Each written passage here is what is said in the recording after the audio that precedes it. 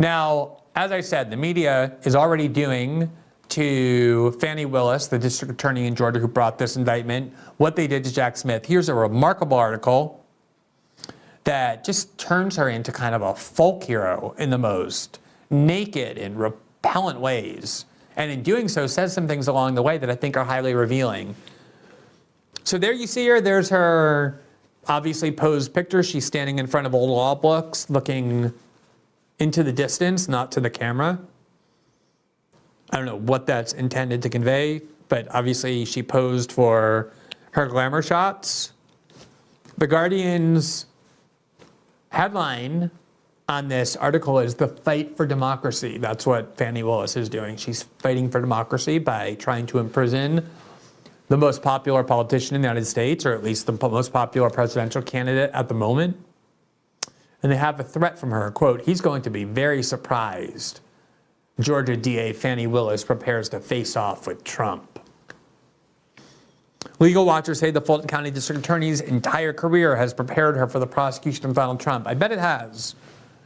The article says, quote, "The synopsis for a Fani Willis biopic," they're already imagining what the film is going to look like, celebrating this great woman's life. The synopsis for a Fani Willis biopic would probably go something like this. In Fulton County, the first black woman to serve as district attorney takes on an unlikely case.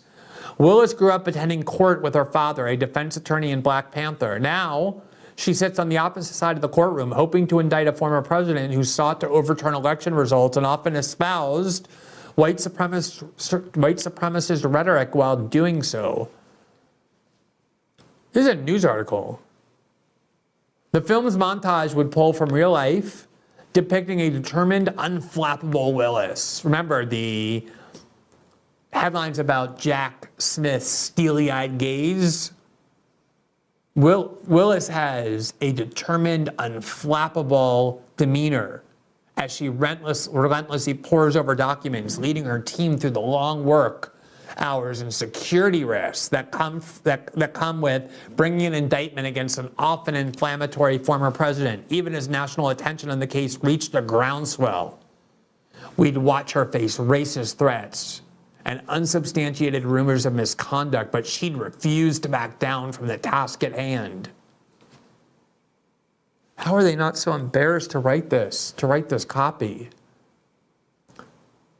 She'd advocate for what she believed to be, this is a film they're imagining. This is starting the entire article. This is a film this reporter has fantasized in his head, where this prosecutor trying to put Donald Trump in jail, who's a liberal and a Democrat and a admitted one, is the star of this film, and she's being depicted as this very brave and intrepid figure standing down racist violence. Quote, she'd advocate for what she believed to be right, even when it wasn't popular. How is that not popular? Every institution of liberal authority in the United States is celebrating her, including The Guardian. She'd appear in press conferences and in media interviews delivering stern sound bites such as, quote, "Lady Justice is actually blind. This is the reality. If you come into my community and you commit a crime, you deserve to be held responsible." Her investigation is focused on Trump's efforts to subvert the will of Georgia's voters, including his campaign's plot to assemble a state of fate electorates and Trump's phone call to Georgia Republican Secretary of State Brad Raffensperger, asking him to, quote, find 11,780 votes, which would make him the winner over Joe Biden in the state. In her first term as DA and amid ongoing conversations about criminal justice reform in Georgia and beyond, Willis has not only prepared to face off with the former president and his legal team, she's also been tough on crime in a number of other ways too. These people in liberal media 2 years ago were saying to be tough on crime was to be a white supremacist. They marched in the streets demanding the dismantling of the police state and the emptying of prisons. And now they worship prosecutors like pop stars. They repudiate every professed value that they have the minute it comes to finding a way to undermine Donald Trump or preventing Democrats from having to actually defeat him in an election and being able to turn him into a criminal. They're talking about tough on crime politics like they're Barry Goldwater in the 1960s. even though they want to empty prisons and defund the police. Quote, since running for office, the Democratic official has made no apologies for being a liberal with conservative leading views on criminal justice, or the fact that she was endorsed and received funding from a police union during her campaign. From the police unions, you mean the white supremacist, fascist police force that supports her?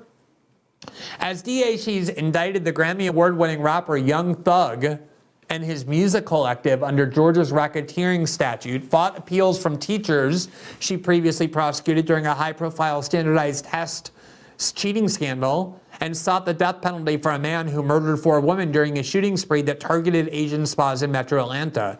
If this person were a Republican and if she were a white prosecutor, she would be called a Nazi by every media outlet, talking about tough on crime, prosecuting teachers, saying how people need prison terms, harsh prison terms, being supported by the white supremacist police, and being proud of that.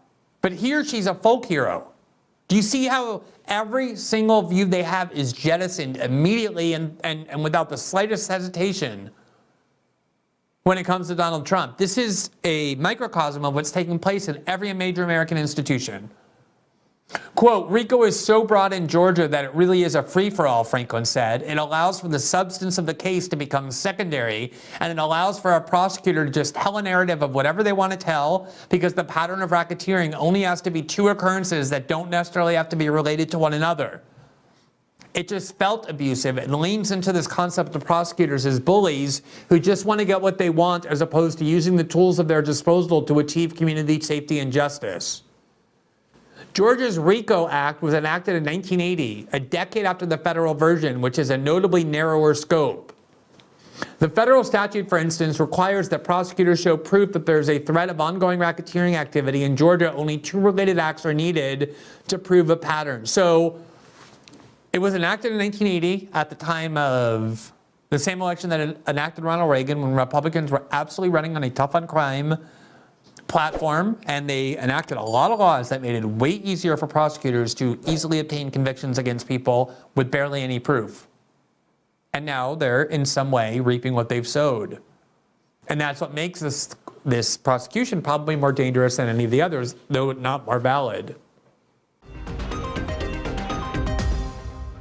Thanks for watching this clip from System Update, our live show that airs every Monday through Friday at 7 p.m. Eastern, exclusively on Rumble. You can catch the full nightly shows live or view the backlog of episodes for free on our Rumble page.